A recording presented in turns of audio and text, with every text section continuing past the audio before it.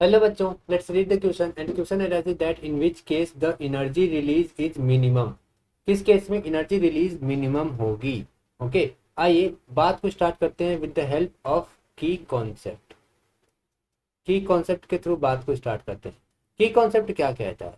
की कॉन्सेप्ट कहता है कि देखिए, अगर एनर्जी रिलीज मिनिमम होगी, यानी सीधी सीधी बात है, अगर कोई मेटल है या फिर कोई एलिमेंट एम है, ठीक है, और इस एलिमेंट एम से एक इलेक्ट्रॉन हम लोग इसमें और ऐड करें, ठीक है, तो ये एम माइनस बनेगा और इस दौरान कुछ ना कुछ एनर्जी रिलीज होगी, है ना।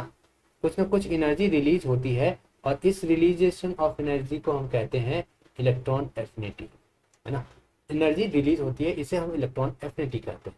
अब इलेक्ट्रॉन एफिनिटी के बारे में कुछ कॉन्सेप्ट है। कॉन्सेप्ट कहता है कि electron affinity left to right जाने पे, लेफ्ट टू राइट जाने पे इलेक्ट्रॉन एफिनिटी इंक्रीज होती है।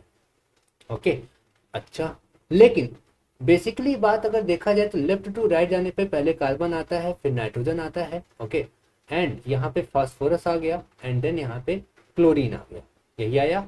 ओके, अगर आप चेक करो अब तो हमारा यहाँ पर सबसे कम एनर्जी रिलीज कार्बन में होना चाहिए था।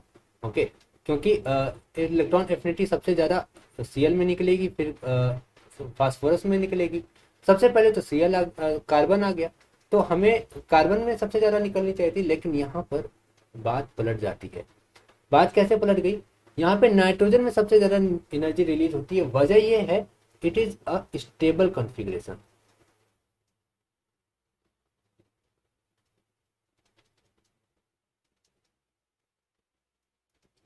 इसका कॉन्फ़िगरेशन स्टेबल है, ठीक है, इसका कॉन्फ़िगरेशन स्टेबल है। स्टेबल कॉन्फ़िगरेशन होने की वजह से क्या होता है कि इसकी इलेक्ट्रॉन एफिनिटी पॉजिटिव में जाने लगती है, पॉजिटिव में जाने लगती है, ठीक है। अच्छा, तो आप कह सकते हो कि सर एक बात बताइए, फिर तो फास्फोरस का भी तो Np3 है, पी में 3 है, तो ये भी तो स्टेबल हुआ, लेकिन इसकी साइज बड़ी है, इसकी साइज बड़ी है, जिसकी वजह से इसमें कोई रिपल्सन नहीं होता, नो रिपल्सन।